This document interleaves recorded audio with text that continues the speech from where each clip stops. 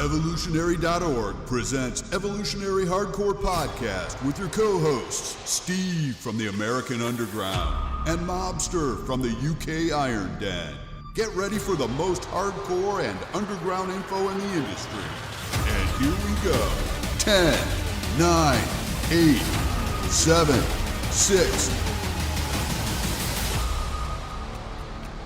Hardcore, what's up, guys? Evolutionary.org. Hardcore podcast coming your way. This is episode 126. Chris Bumstead we're doing today. Stevesmi here in Da Mobster. What's up, man? How you doing? All good. Yeah, let's see what we can find out about Cbum and entertain the crowd. Yes, sir. So Chris Bumstead, he's an IFBB Classic Physique pro bodybuilder. Lots of sponsors. He's Canadian, Ottawa, Canada. He is the current Classic Physique Olympia champion 2019 and 2020. So it'll be interesting to see if he how many more of these he can win in a row. Let's see, his listed stats somewhere around 6'1", 220 to 225 pounds, which is approximately 100 to 102 kilos. His age right now, guys, is 25 years old. He will be 26 very soon after this podcast is published. He was born February 2nd, 1995. So, you know, as a kid, we talk about how these guys grew up. He's always been into bodybuilding. He looked up to Tom Platz. Barry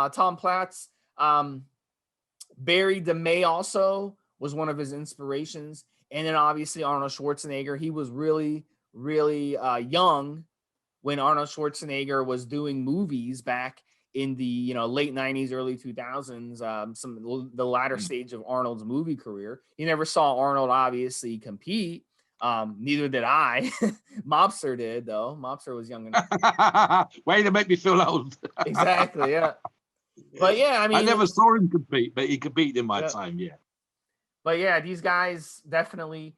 And maybe down the line, people will look back at him, at Cbum, and be like, wow, I want to look like this guy. So, we'll get into the debate later on of his, the way he looks versus the way these heavyweight 280-pound Mr. Olympia heavyweight champions look. We'll kind of get into that debate in a little bit. We'll talk about the steroid usage between what they use and what he uses. And we'll talk about all that kind of stuff. But, Cbum, he was involved in some sports in high school: football, basketball, track. Those are typical sports that the jocks tend to get into when they're younger, the athletes. And he was genetically gifted, obviously. His sister's boyfriend, which is now the husband, Iain Valliere, and we talked about him on the pre-show. We've also we kind of touched on him on a few previous hardcore episodes because he did place as some Mr. Olympias. So he's a big-time bodybuilder as well. He saw potential in Bumstead. He helped him compete back in the mid-2010s when he was just 19, 20 years old. So for the past 5-6 years, they've really kind of competed against each other. And Chris has really got a name for himself out there. And so has his brother-in-law. So, it's been interesting to see both of these guys get bigger. And, being a young guy like this, it's kind of fascinating to me that we have the younger guys, the mid-20s are the guys winning the physique, doing well in physique. And we've got the guys more into the mid to late 30s, even early 40s, doing better at the heavyweight division. The open, yeah. At the open. Yeah. So, yeah, it's kind of interesting. So I'll bring in Mobster. Mobster, he's one of your role models, right? Chris Bumstead, or is he? Yeah. Could we look any more different? I have actually. It's one of the few fellas that I occasionally watch these videos on YouTube, and I would say I think his social media is growing, but he's quite social media savvy. He comes across really, really well. On YouTube and in his interviews and wherever else. He's kind of comfortable with being on camera. One of the things he did a couple of years ago, which we'll get into his medical conditions in shortly, but he actually did a whole thing on camera when in 2018 he was hospitalized, And he sat down in front of the camera and was crying on the sofa and was quite open about how he felt and what was going on and all that kind of stuff. And this is the sort of thing that people like to connect to. In fact, in the pre-show, Stevesmi and I were talking about how, funny enough, he actually kind of turned that around a little bit. So he's gone from being incredibly open and telling you exactly what's going on, whatever else. But he was kind of savvy this year, in my opinion, in that he did not put up too many photographs of his physique and how he's progressing and whether he was drying out and whatever, ready for the show. Whereas his competition, the top 2, top 3 guys did. And this is quite a bit of something that's kind of interesting for this generation and how we put ourselves out into the world now. So you can go on Instagram, you can almost have an Instagram career, you can have a kind of YouTube thing going on, you can make money from the travels, you can make money from your social media. However, when you step on the stage, if the judges and everybody in the audience has seen everything you've got to give 3 days out from the competition, where's the surprise? Why should I look at you? So I'm going to say that Chris is very, very good with the social media because he's savvy enough to put stuff out there, to be open, to be comfortable in front of the camera. And yet he also had his head on his and kept something back and saved something so that when we saw him on stage, we saw improvements, we saw how he looked. Is good. They've got the brother-in-law is quite often in videos. They're around each other's houses and apartments, the girlfriends, you know, having food together. So there's stuff like that. It's like a family and you feel kind of involved and you can get into it. It's not quite soap opera level. It's not quite reality shows type stuff, but you know, you feel that you're being involved. You feel you're part of the journey without giving too much away. So yeah, it's really. I like him. I like him. He's comes across as a genuine guy. You get to hear these things about him. There's no. I'm going to say there's no great arrogance about him, and so that makes him a popular fella. And if I think back when the article which we'll link to was on Evolutionary, was a few years ago. His numbers were 100,000 then. I'm going to say that they're way, way higher than that now. Right up. If he's not 300,000-400,000, I'll be very surprised. Steve. So let's kind of get back a little bit to how he kind of made his rise. So back in 2015, the Canadian National Bodybuilding Championship Men's Junior Division, that's where he really splashed on the scene, got first place.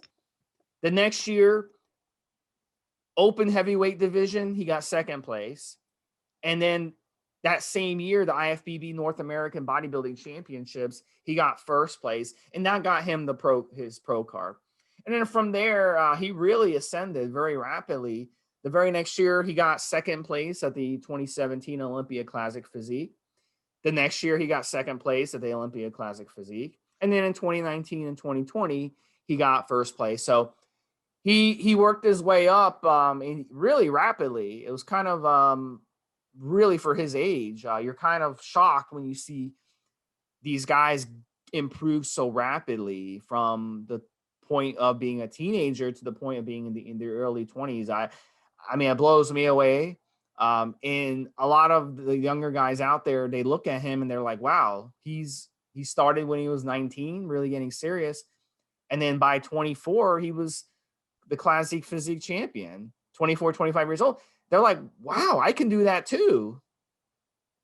This is actually what I was just thinking. It literally, as the words came out, I was just thinking that the Classic Physique is, well, what we could aspire to and how we want to look. You and I just done a very recent podcast on a former Mr. Olympia competitor, Bob Paris, and we said it's the kind of physique that we think people should look at when they're walking down the beach. Chris seems achievable. It seems attainable. That level of physique, especially some of the lighter guys in his class, it's there. You know, there's some guys that are in athletic condition, and you've mentioned it in previous podcasts when you talk about American footballers, etc., and then they switch over to weightlifting and bodybuilding.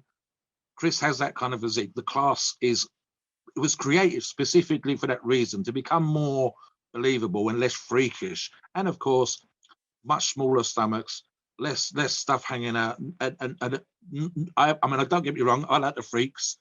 They get the juices going and make you want to go down a gym and, as some of the younger Brits would say, smash the weights. But Chris's physique seems more attainable, more achievable. Steve. All right. Yeah, guys. So listen, what's cool about Chris is he came in, he had to actually go through some issues. He had hernia surgery months out from the show back in 2019. And Mobster, do you know much about that hernia surgery? How he was able to overcome? No, I've been looking into the medical condition where he was hospitalized in 2018. So yeah, if you want to, you tell the guys about the hernia. So let me tell you guys about hernia. What happens with hernias is when you're lifting heavy weights, you'll lift the weights and you'll get like a tear. And I have a couple of hernias. I have over my stomach. I have a hernia kind of on my side too from deadlifting. So those kind of, you get those little tears. And if you don't take care of those tears, they get bigger and bigger and bigger over time. So in my situation, I haven't got my surgery yet, but eventually I will have to get surgery. So those are where hernias are. Yeah. Right, so a quick one then. This is not from my own personal experience. I've been very fortunate in that particular regards, but I've had a couple of buddies who have had this. And get it done, guys. Get the surgery done. It's a very small incision, 1 or 2 inches. A lot of the time they use like a Teflon mesh, which goes inside. And in fact, where the surgery is done is stronger than it was before. In the old days, it was literally put a few stitches in and that was it. It's not usually a tear in the muscle, but normally a tear in the fascia or in the tendons and connective tissue between the muscles. So get it fixed. Perfectly normal. Phil Heath with the umbilical and a bunch of others. The groin ones were the common ones for guys working in heavy industry back when I was a child and stuff like that. I've had buddies have it. When they get it fixed, fantastic. And the scars, etc., are tiny, barely visible now. And in fact, even if you're a competing bodybuilder, if they put this into the fold, which is normally where you get this hernias anyway, you can barely see them, and the scars on it are almost invisible. So our advice, get that stuff sorted. Steve, get it sorted. All right, guys. So the next thing we want to talk about is his training regimen. So I'm going to bring in Mobster for that. Tell us about his training, what you found out. I mean, this is the thing. It's interesting for me. It's actually, I actually made a note to the point where I said this would actually be too much for me, and I don't think he's anything close to being what I would call a strength athlete in terms of overall physical strength or whatever else. But what in the article that refers to and stuff since, it doesn't seem to have changed that much. So it's a 5-day split. Although he did say sometimes he repeats this without a break. So what that means is he trains for 5 days, and normally, Steve, as you know, you'd have a couple of days off or at least 24 hours in between there. But Chris says sometimes if the training's going real, if there's no issues, if there's nothing holding him back, he'll repeat the training split straight away. So that's 5-day rolling into the next 5 days and so on. Exercises vary from 5 exercises a body part up to 10. And that's where I actually was like, wow, that's a lot of work. 10 exercises per body part. You're going to be in the gym for a while, guys. This works for Chris. I don't think necessarily it'd work for the majority of our audience, but it works for Chris. So if it's a starting point, start with the 5 exercises and see how you get on. That might just be a bunch of rowing movements, pulling movements, etc., for back and the kind of stuff here. And then typically, and I don't actually see much variation in his sets and reps. 4 sets of 12 reps seems to be the norm. For me, that would be less, sometimes 15 to 20. And I think on his legs, he goes 15 to 20, but everything else seems to be 4 sets of 12. So that still means he's doing something like up to 40 sets of workout. And in the great scheme of things, that's quite high. On the other hand, look at the results. Look at what he's bringing out. So yeah, that's that kind of stuff right there, Steve. As I said, no 500-pound bench presses again, no 600-pound squats, no 700-pound deadlifts here. It's all moderate weight, great form. I do recall seeing some videos of last year, spot on form. And of course, in fact, as you just suggested, the hernia, if anything, that's going to make you use tighter, better, more focused form with less weight to produce it. And it's something that we touched in the pre-show was he has improved. From 2019 to 2020, there were things that were being said about his physique, and the main 2 was that his back lacked something, and his rear biceps, especially the rear double biceps, where you're going to see the back and the biceps, of course, lack something as well. Now, I've seen comparison photographs put up on Instagram, various social media channels, and there is a definite, 100% definite improvement between 2019 and 2020. The only other thing, and Steve and I touched on this a little bit, which is in terms of physique difference, etc., I kind of touch on as well, is his height. At 6'1", he's one of the more taller competitors, and so arguably can actually, in terms of his training, need to fill out his physique more. It seems that some of the smaller guys seem better muscle, better condition, etc., etc. a couple of years ago. But Chris, he's improved. Whatever he's doing in the gym, and Iain is handling his coaching in terms of both nutrition, supplements, as we say, and training. He's improved. So what he's doing is working. Of course, it works for him. But you can say this: he's not doing anything that's that different from most bodybuilders. He's not doing some kind of crazy, insane 50, 60 reps for this, or 100 reps for that, or 50, 60 sets, or whatever else. It's all perfectly normal, nothing spectacular, but it's focused, it's directed, he's brought his back up, he's brought his biceps up, he looks improved, he looks better, and of course, it works. He's the winner, he's the champion. We can't say that it doesn't work. The only other thing, and this is a big deal from the classic class, Steve, of course, as you know, is that they are much better, much tighter at controlling their waistlines. They just look visually better in terms of that taper and having the control. And Chris, to me, I think I've seen him practicing this in videos, and is very, very good at the vacuum pose on stage. Pretty much 90% of his especially the forward-facing front to the judges poses, involves a much tighter stomach. And I would actually say that's not mentioned in any of the training stuff that he does. I guarantee you that he's spending time working on those poses, holding his stomach in, and even in certain training moves and lifts, etc., making sure that his stomach stays tight the whole time. And that's something that we could give as a piece of advice to the listeners in terms of their own training. If they want to look like Chris, if they want to compete in classic, they need to have this. You can't, to use a phrase, you can't let it all hang out all the time and then hope it's going to look good on the day. These guys are keeping their stomach tight throughout the whole movements, wearing a belt, wearing waist control, and looking good. It's not mentioned, but I'm pretty sure that's what he's doing. And that's an extra piece of advice for you guys, Steve. Yeah, so what is his diet like? We can take a look at his diet, Mobster. Very, very simple. To get that kind of physique, you got to eat clean. You got to eat completely clean. You got to eat a lot of good quality, nutritious food, lots of vegetables. The chicken, the grass-fed beef. Probably, he probably does like probably a high fat diet in the off season, and in season probably does like a lower fat diet. Although fat isn't your enemy, a lot of these guys like to do that. They like to kind of cycle in their fat off and on. So I think, the oatmeal, the eggs, the chicken, the rice, very, very simple type of things like that. I don't think it's really anything that complicated personally. So, I mean, yeah. I just figured one of the things that he discussed, and it's more of a fun thing than anything else, he did put out those videos where they were obsessing over what they're going to eat after the Mid Olympia. Once the competition's over, what we're going to have. And this is a fun thing sometimes. It's kind of like, in this country, and I think you have it with the American pro football, it's called fantasy leagues, where you kind of fantasize what would be the best team and how it's put together and whether it'd beat another team. So it's a fun thing to do when you're competing, even in the weightlifting stuff that I do, if you have to make weight.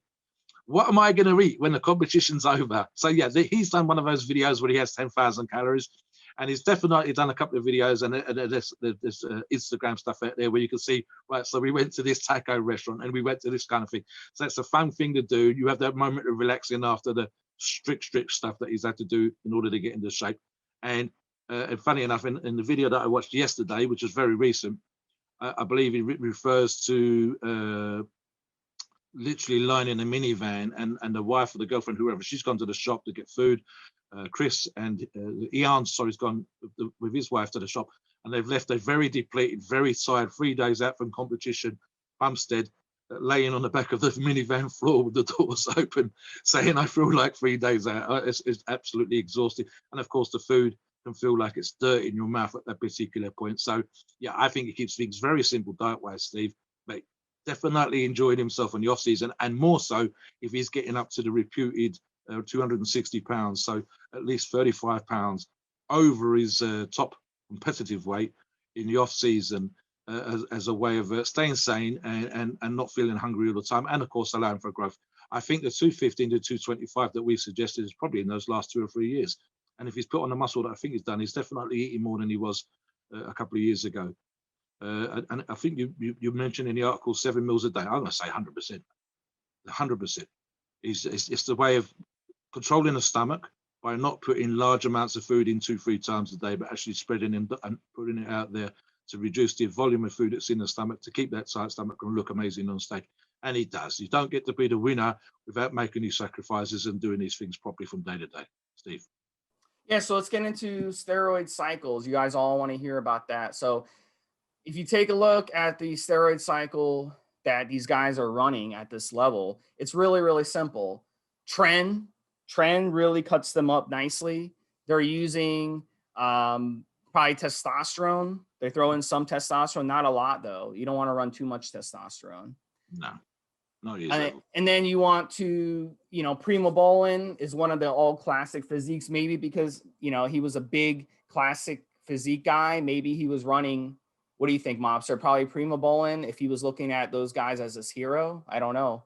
I think something that you and I discussed in the pre-show, Steve, is I actually think if we were to compare this with an open class competitor, I guarantee that the numbers are down right across the board. And something which we talked about in the pre-show was the kidney disease, Berger's disease, and he's got an autoimmune condition. So I'm actually going to think in terms of the stuff that he's putting in, he's trying to stress himself physically as least as possible. It's going to be a very fine line between taking the right amount of gear to grow and not upset his autoimmune and his kidney disease or his kidney condition, should I say. So this is maybe where Iain's going to be earning his crust. If he wasn't his brother-in-law and Chris was paying for his advice, this is where that's going to come right in. Me and you are looking at this stuff.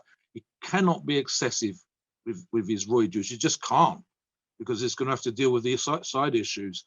So yeah, I mean, the HGH, I'm actually going to say that would probably help him.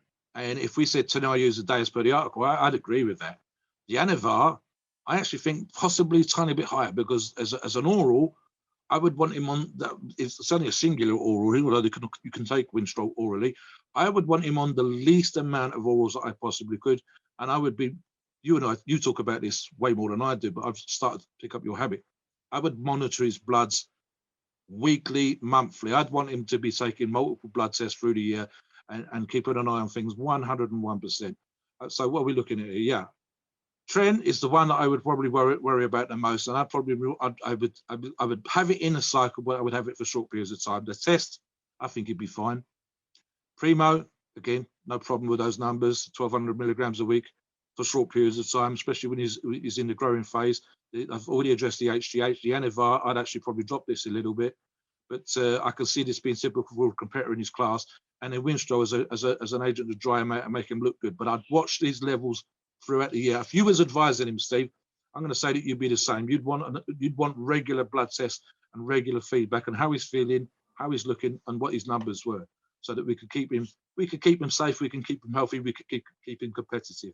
So yeah, he's not going to be doing open levels of gear, people. He's not going to be smashing this, that, and the other. He's not going to be doing any kind of death cycles. He's not going to be doing 15 or 20 kind of PEDs or whatever else. It could be relatively simple, highly monitored, highly controlled. Don't you think so, Steve? At that level, I still think you're going heavy. I wouldn't surprise me if he was doing a lot of stimulants, maybe even DMP as well. These guys are very, very crazy about, staying lean. So at his level, I'd say a lot of maybe even like stuff like ephedrine, stuff that was, very, yeah. I think it's quite common. You and I both know that stims, as we like to call it, or shorthand it to, are very common in the younger crowd. The pre-workouts, it was like almost an obsession, and it's something that supplement companies have been selling and making serious money out for quite a while. So I kind of agree, and we've addressed this before in previous podcasts. The level of obsession and dedication and risk, if you want to put it that way, that's required to be a top pro is kind of high. You don't get to be a racing driver or a jockey without understanding there's risk involved. And if you drive at 200 miles an hour and you might crash, it's going to be a big deal. If you fall off a horse doing 40 miles an hour and the horse lands on you, it's going to be a big deal. If you do crazy weights in the gym, you're risking injury. So yeah, I kind of agree that the risk attitude is going to probably be a little bit more than I would prefer it to be, which is another reason as a coach I would be on point with his blood tests. I'd want to know what the hell's going on. On the other hand, how can we argue against it? He's been successful. He's done really well, as you said. He's gone from kind of middle of the pack to the front of the pack in 5 years, and he's gone from their position to first place 2 years on the trot with an improved physique So he's definitely doing something out there. And I think the idea of attitude of risk and reward for him's kind of working. His social media's improved, his sponsorships that you've already mentioned has improved. So for him, it's worth it. But for a lot of guys, a lot of our listeners, we're going the other direction. We say, listen, the cycle that we're talking about here is not actually that dramatic. It's probably a little bit high. It's certainly a lot higher than I've ever done, and maybe even Steve. But this guy's a competitor. He's a professional bodybuilder. He's a high-level bodybuilder. So you can't say, oh, I'm going to copy what he does and think you'll get the same results. And you're not being given 4 or 5 sponsorships. You're not winning $50,000 or $60,000, guys. So you have to understand the risk reward here. On the other side, I think HGH would probably help him looking at this kind of stuff. So, you know. Yeah. I just want to jump in. HGH, DMP, these are the stuff that these guys are using at the high levels. The Trenbolone usually, you know, isn't the best for cutting, believe it or not. But what's odd is that with these guys, they have really good insulin sensitivity. So with them, even using, you know, those types of you know, steroids, they actually are going to be able to cut on them. So I thought that was fun. Sorry, Steve, what about retention of muscle tissue when you're dieting and potentially with his medical condition as well? Are we talking about drugs here that's going to keep that muscle on him when he's reduced and when he's getting lean, rather than necessarily trying to grow anymore? Yep. Of course, he doesn't need to be also 252. Also fasting. Don't doubt that these guys are obsessed over fasting. What they like to do is a lot of fasted cardio, and that's the big one with them. So fasted cardio is going to be what they're all over. So that's what I would guess they would be doing. So a lot of fasted cardio as well.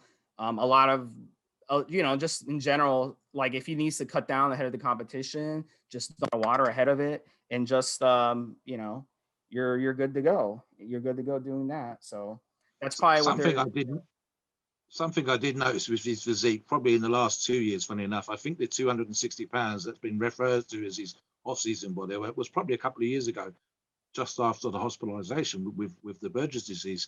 Whereas in the last 2 years, certainly since 2019 to 2020, we're not seeing a massive Chris Bumstead out of season. He's staying within probably 10, 15 pounds, and maybe that makes him more commercial. It also means he hasn't got to drop a lot of weight. That's less stress on the body. And so these are the kind of things we, again, can learn. It was a great thing back in the 70s, 80s, and even maybe up into the early 90s. And there's still one or two that do it, to put on, as you know, Steve, 50 pounds from competition shape to off-season, middle of winter bulking shape. And really, it's great for the ego walking around with this great giant physique. I mean, I say that for myself. Don't get me wrong, when you're 300 pounds, you know, you're filling out your clothing, you've got huge chest, huge arms, etc., etc. But in terms of stress on your body, it's that much more hard work to have to drop 50 pounds to get back into shape. You know, you're cutting your food in half, you're doing fasting, you're doing fasted cardio, you're walking first thing in the morning. It's really, really difficult. So actually, as I say, I think with Chris, if my memory serves me well, certainly in the last 18 months, 12 months, he's not getting 50, 60 pounds out of shape on the off season. He's staying within range, he's staying in reasonable shape. He's only having to drop at the most 20 pounds. I'm going to say more like 10 to 15. And he's probably going to see his abs years around, Steve. And again, we are, of course, as always, we're dealing with superior genetics here. Every single person in his class, top 10 in the classic at the Mr. Olympia, is, for most people, a fantastic bodybuilder already. They're not a big Ramy or a Rolly Winkler kind of freaky physique, but they are really, they would be in the top 1% of any gym in the world looking the way that they do. And in fact, some of them, you know, they do other stuff in terms of modeling or whatever, same as the figure girls as well. It's arguably way more commercial. So getting out of shape would be bad for business. Getting out of shape would be bad for your income. So yeah, I don't think he's doing it anymore. I don't think he's getting to 260. I'd be very surprised if he's much over 240 pounds in the off season. Less gear, less stress, better shape. But yeah, he'll still be doing this stunning stuff. You don't get to be the top 10 in the world or the number 1 in the world without pushing the envelope in terms of what you're capable of. I just hope, fingers crossed, that we're not talking about a guy who's going to put himself back in the hospital in the next couple of years. He's a nice guy, comes across well. I wish him well. All right, guys. So Yeah, and the thing is with these steroids, don't look at this cycle and just be like, I can just hop on the cycle and do No. it. These guys know what they're doing. A lot of trial and error. He's a very smart guy, obviously. He has amazing genetics, and I think I think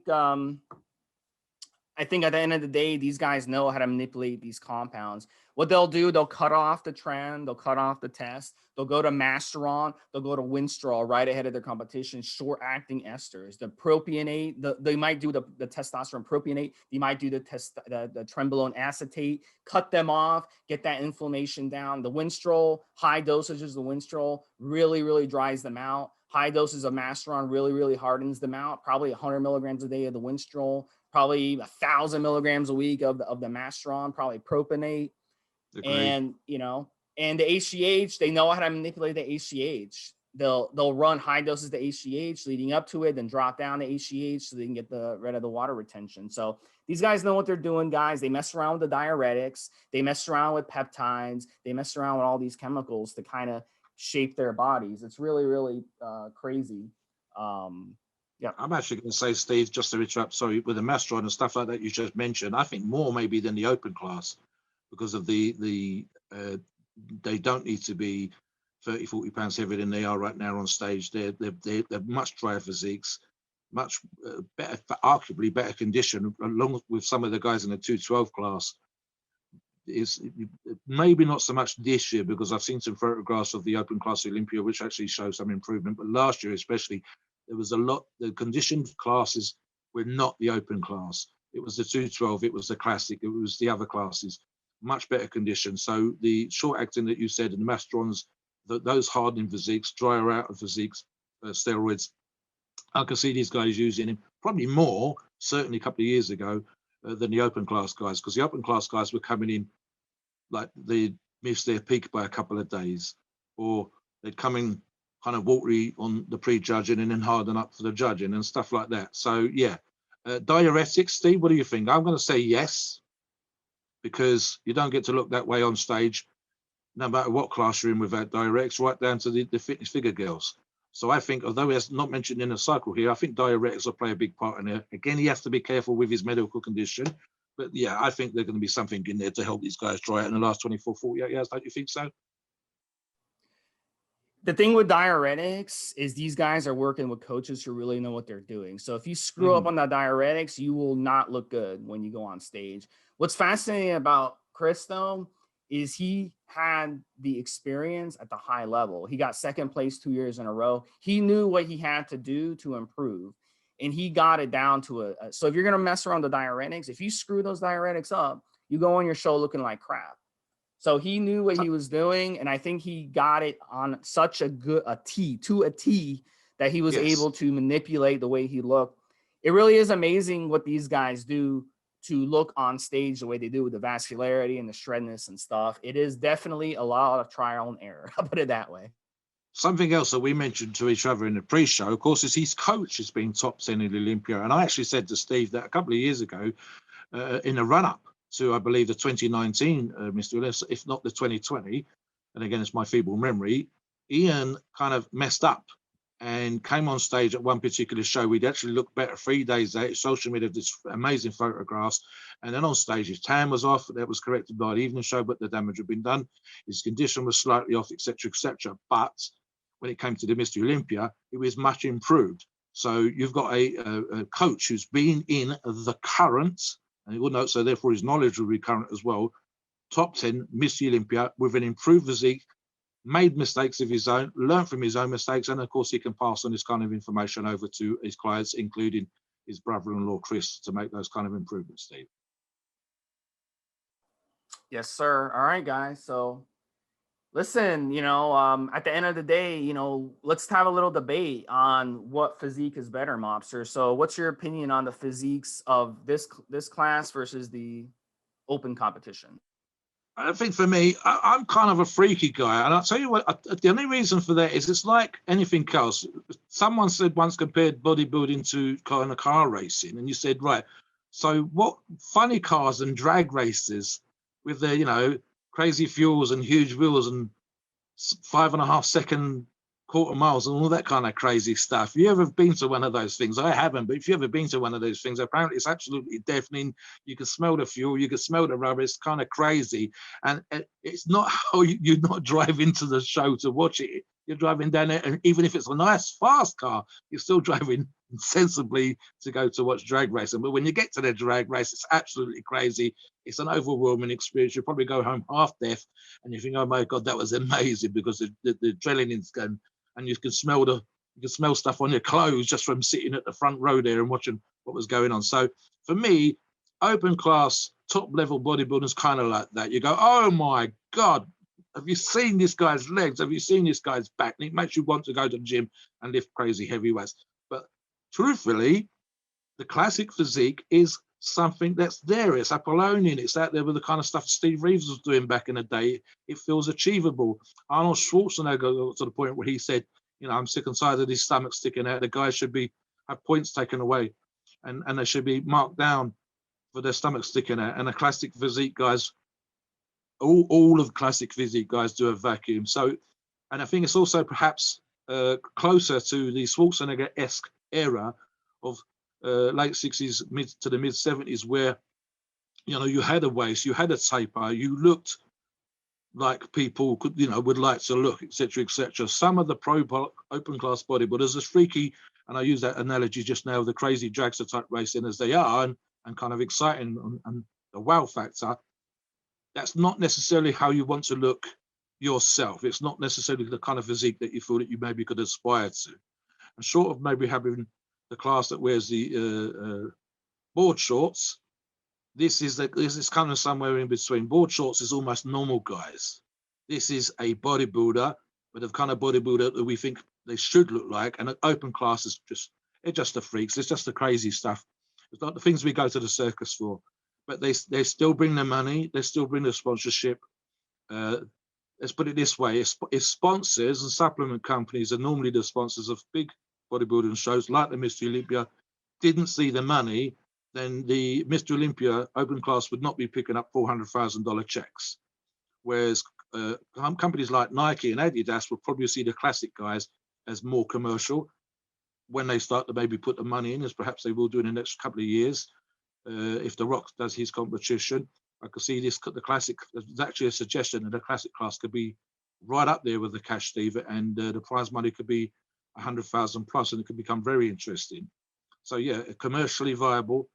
It's brought something to the sport, but it's not it doesn't get my juices going. But yeah, I'm just a perfectly fine bodybuilder. I wouldn't complain if my fairy godmother waved the magic wand and made me look like that in the morning. But I'll take my open class physiques to inspire me to go down and gym and smash the weights, even for the weightlifting type stuff and the strength stuff that I do. What about you, Steve? What do you think? I definitely think it's better. The physique guys definitely look better than me, but they're still freaks. I mean, they're still freaks. I would say, yeah, Chris Bumstead, I mean, he's 6'1", 225 or 220.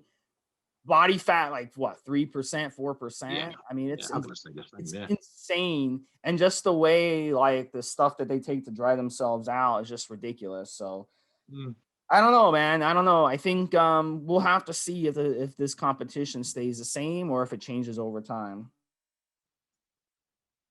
If your fairy godmother waved a magic wand, Steve, what would be your choice? Open class physique or classic physique? If I go, here's some beans, Steve. You're going to take some magic beans, and tomorrow you're going to wake up. Which one do you choose? I would have to go with the classic physique in some way. And the other way, I think the open physique would be just the monsters. Mine will just go all the way. So it's kind of I don't know. That's a tough one, man. It's a tough one. There is an argument. There's one more argument for you, Steve. There's something, right? So here's how this works. Sometimes, and especially as you say, they're still freaks. They're still got genetics that God-given genetics. If you already have a classic physique, there's already been talk about some of these guys that moving up into the open class. So you have for them with their genetics and their natural ability and of course hard work, etc., that goes into it. It then becomes, right, do I then become a freak? Do I go from this great looking physique that people think is amazing and then turn into a monster? If you have few people have that choice, I think Chris could probably actually, if he put on another 20 or 30 pounds, and we know he's been size 260 in the off season, he could probably do that. But I think he'd get lost in the pack. Iain, his coach, has kind of got, it's got otherworldly aspect to a taper, and another worldly aspect to what I think his front lat spread is very different from a lot of guys' front lat spread. So he can't do classic. And so he does have a kind of freaky look. And he's probably only 15 or 20 pounds heavier than Chris in shape on stage. And it's interesting that these guys are this close, and one's in one class and one's in the other. So you kind of got that all the time. At the end of the day, all these guys are working incredibly hard. Dieting is difficult. They're risking what they do with the steroids. They take what they need to take. They're getting in shape the way they need to get into shape. And every class has to have some freak factor and genetic factor which enables them to do these things. And all of them have a commonality in terms of the effort that's put out, the term, focus on the diet, focus on the training, making sure the hand's on point, etc., etc., etc. It's one of those things I think I've seen when they've taken Arnold and they've morphed his physique to see what he would look like with the steroids and the training that we do today. You know, he still has, they've allowed him to keep the waist, but his biceps are 2 inches bigger and his chest is 3 inches bigger, and so on and so forth. Chris is right there at the minute where another 15 or 20 pounds, he'd have to go to the open class. But I think he'd get lost in the pack in the open class. His only saving grace would still be his vacuum. So yeah, it's one of those fun things to do. Right up there, as we said already, with the post-competition food, just how many cakes am I going to eat and how many tacos am I going to cram in my mouth? It's one of those things that people like to talk about from time to time. So yeah, I as I said, overall, Chris, to me, great guy, great physique. I wish him well, and I would like to see the classic class perhaps move up in the dollar earnings for the prize money, same as the 212 class. Everybody's putting a lot of work in. Be nice to see these guys getting a few more bucks and then another zero on their checks when they win. All right, buddy. So listen, guys, we appreciate you guys listening to this. This was another Evolutionary Hardcore episode. Chris Bumstead. Check him out on his Instagram page, guys. How many does he have, Mobster? He's got 1.8 million followers. So if you want to be a follower, I knew it had gone up. Wow. Yeah. So if you want to be a follower too, go ahead and hit him up. Go ahead. I think he's got enough, but yeah, that's way more than it was a couple of years ago. Yeah. That's gone right up. That's what happens when you win, people. You make 300,000 new friends. Yeah. And he's I can safely assume he's a beast. I'm looking at a picture of him right now on his Instagram, and he's a fairly large fellow in the upper body. The clip I saw yesterday. Yeah. But here's the thing: I just want to. You got to look at his legs. He doesn't have much legs, so that tells you about what they look for in physique competition. He's climbing into an ice bath as part of his recovery for a video that he put out a few days ago, and he's got L tiger claw things going into his chest, and I don't think they're actually stretch marks so much as a sign of his condition post Olympia. And something that you and I talked about in the pre-show, the joys of competing internationally with the situation that we've got right now, meant that Chris and his team, including Iain, had to stay. They didn't have to stay. They stayed an additional week after Olympia just to enjoy being able to walk around and do stuff in the States, and then had to self-isolate when they got back home. So, yeah, I was just wondering, probably doing the videos together and putting out the information that we've seen. But yeah, he when you see climbing into the bath, doing his ice bath, you can see elements of his physique. That is kind of crazy. I don't care. The classic is supposed to be a particular look or whatever else. It's what the guys were doing in the 70s, and they were genetic freaks in the 70s. Lou Ferrigno, Arnold, Franco. That's the kind of stuff that they were doing, and they looked otherworldly to everybody else that was competing at the time. Chris does look otherworldly, and it's kind of funky when you see these kind of casual stuff, not posed on stage, but just walking around, looking at pretty. It has to be said, pretty damned amazing, even when you're covered up. So yeah, it's kind of fun. And as I just said, I think it was 100,000 followers when we saw the article, and 1.8 million, Steve. That, like I said, 300,000 new friends. You win the Olympia, you see your social media blows up. You suddenly have a lot more admired, a lot more people following. Amazing how success works in terms of that kind of stuff, and people hooking into what you're doing and whatever else, and paying a lot more attention to what you have to say. Which again, as I said, I think he does really well on the social media, comes across really well. And what's really great is he's only young. He's not mentally and physically fully matured yet. He's probably got another 2 or 3 years of growing. and another 2 or 3 years in terms of, mental maturity. We say this as older gentlemen, me specifically.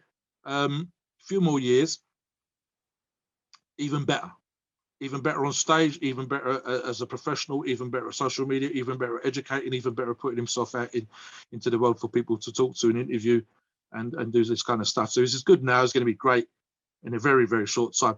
I think the thing for me would be, can we see him winning again next year? There was some debate, which you and I talked about in the pre-show, that the taller athlete does better than a shorter athlete. Now, the shorter guys pointed out that the height seemed to vary, but I think Chris has kind of got what they're looking for.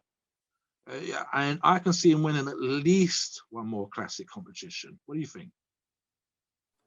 Yeah, if he really wants it, I think he can do it. The competition is getting there. If the industry gets, starts growing. Breon Ansley was the one who won it the 2 prior years. So it's just a question of, how bad do these guys want it? I think if you've won 2 in a row like that, you have to kind of tap back into the motivation of doing it. And the fact that he came back a second time and did it again, that probably means he still has the motivation to do it. So if he can stay healthy, and of course, wants it, yeah. And of course, something else you and I touched on in the pre-show, way more difficult this year, just as much for where they live in Canada and for the whole situation, because the Canadians were doing a quite tight lockdown and isolation, all that kind of stuff.